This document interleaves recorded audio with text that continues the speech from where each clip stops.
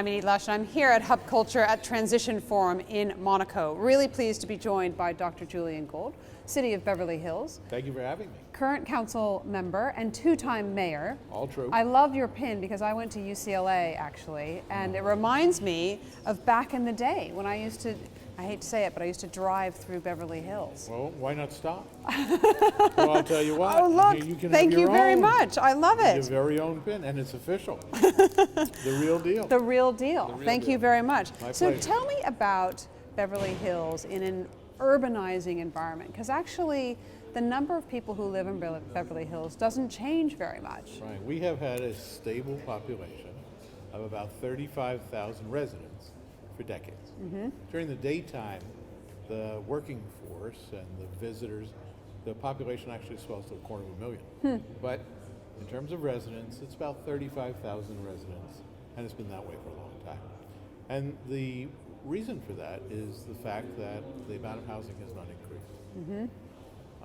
But what has happened as we look at it, the demographics of that 35,000 people has changed. And so over time, the population has gotten older. People get comfortable and stable, and they live there, they raise their families. It's a nice place to live. It is a nice place to live, and they don't go anywhere. And it has interesting ramifications. So, for instance, if you have a nice two-bedroom apartment, by the way, we stabilize rent. Okay. We don't control it, but we do stabilize it. And you've had that apartment for a long time. You raised your kids there, you know, 2 bedrooms, you had a couple of kids. They went to the schools. We have a good school system. Beverly Hills 90210. 90210 or 11 or 12, as it turns out. But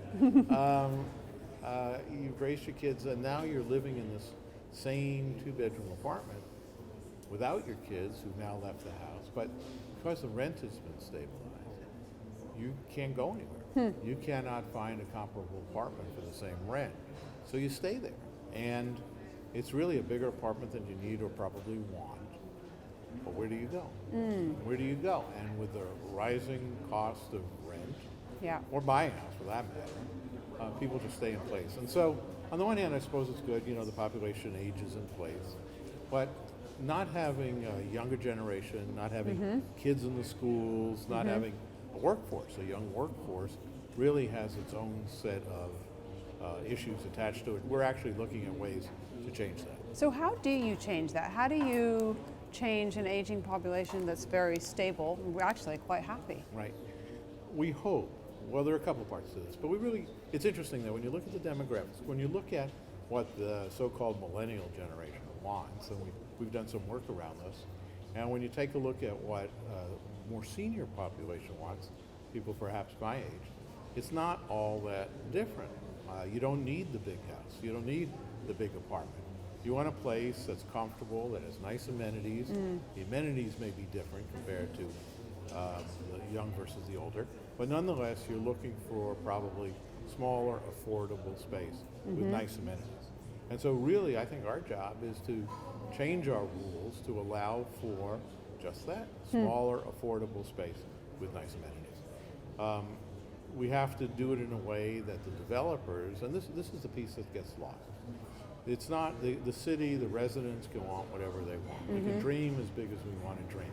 But if we can't convince the people who are going to build or the people who own the land that this makes sense for them, it's not going to happen. And so it's a reality check. You know, you say, well, this is what we want. And the real estate guys kind of look at you and say, it doesn't pencil out. So then it comes back to the city, okay. Do you have to legislate for that then? Well, Do you have to legislate to make it happen? Yeah, you have to change the zoning, and you have to change the planning, and you have to change, and then you fight the political battle. Because there are many who feel, I like it just the way it is. Right. Right? Change is not fun. No, and if you're going to add housing, and if you're going to add people, it's going to increase traffic and parking and noise, pollution, and all the rest. I don't want that. I'm perfectly content with it the way it is.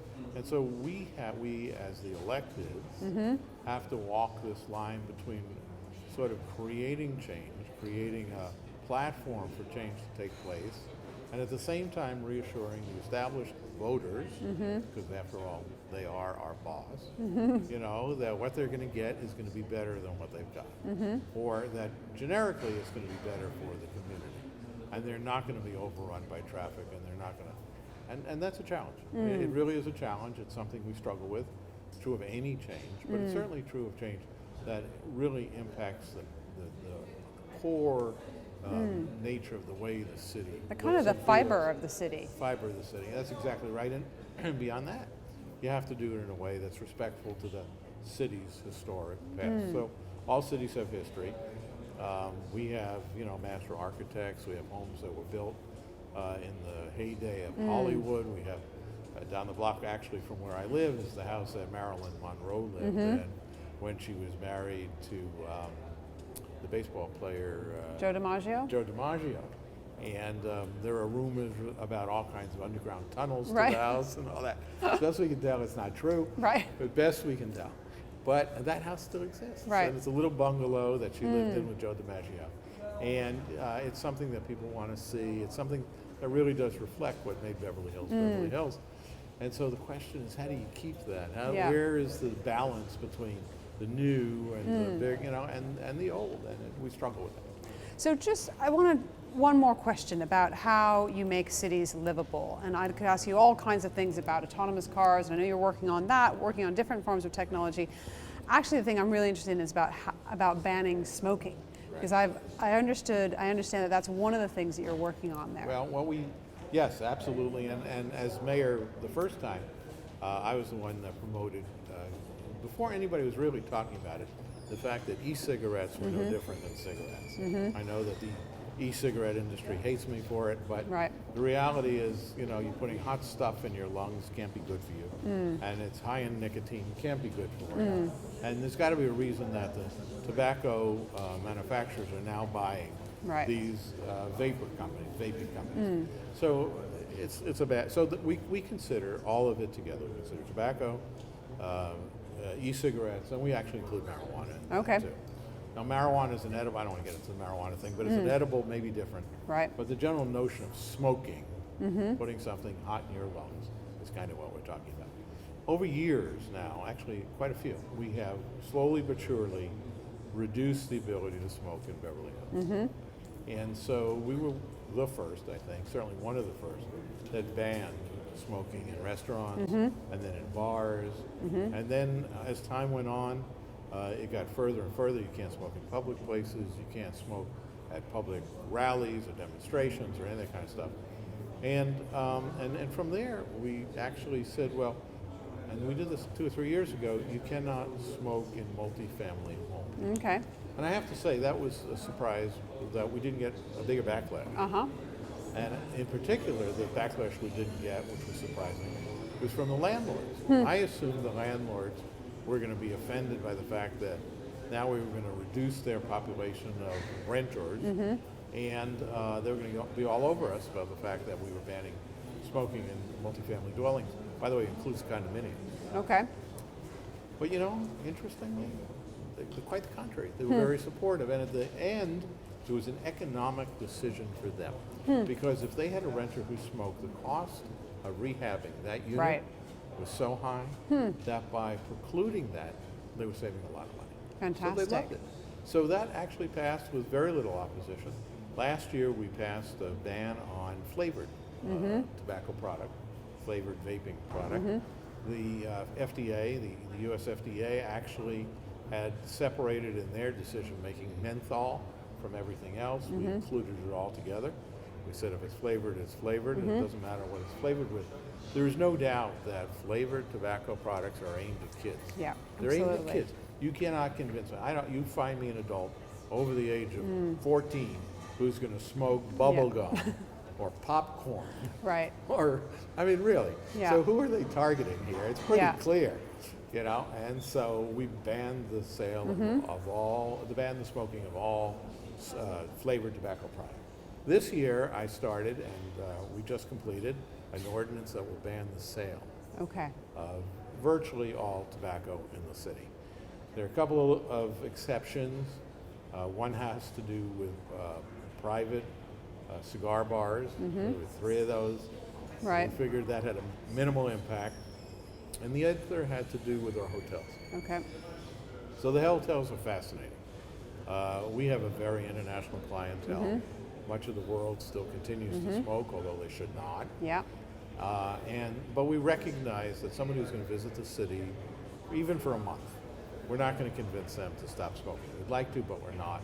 We have to make provision for people who are passing through, just transient, to the city. And we made an exception that said the hotels can sell tobacco to registered guests. Okay.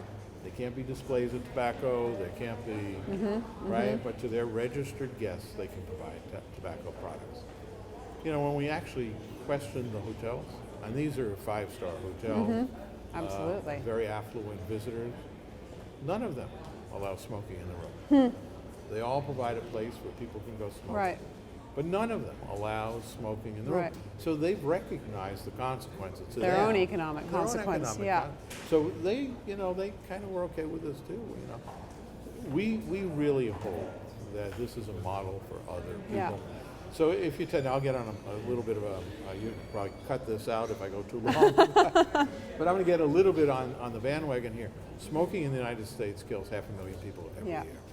The cost of smoking, the medical cost of smoking, both in the true medical cost and the cost of lost work days, families that have to take care of sick people and all the rest, is $300 billion a year, just in the United States. 6 million people die worldwide of smoking-related disease every year. 6 million people. 6 million people. It's crazy. If you take a look at the economics of it, we only make $200 billion on the United States, on the sale and the taxation and everything else of tobacco. So on an annual basis, you're losing $100 billion. It makes no sense. It makes no sense. No economic sense, There's no health sense, no mental health sense. Yeah. There is no product, you cannot find a single product that, when used as directed, even once, has the same lethal potential as cigarettes do. And imagine any other, suppose there were a baby seat or a car or whatever that had the lethality of cigarettes. We absolutely would not allow it. With We'd no ban benefit. It. Yeah. We would ban it. Yeah. In a heartbeat, we would ban it. But cigarettes, somehow it's, we don't. We're going to have to leave it there. Okay. Dr. Julian Gold, thank you very much for stopping by Hub Culture here at Transition Monaco, and I'm Edie Lush. Thank you very much. It's a pleasure.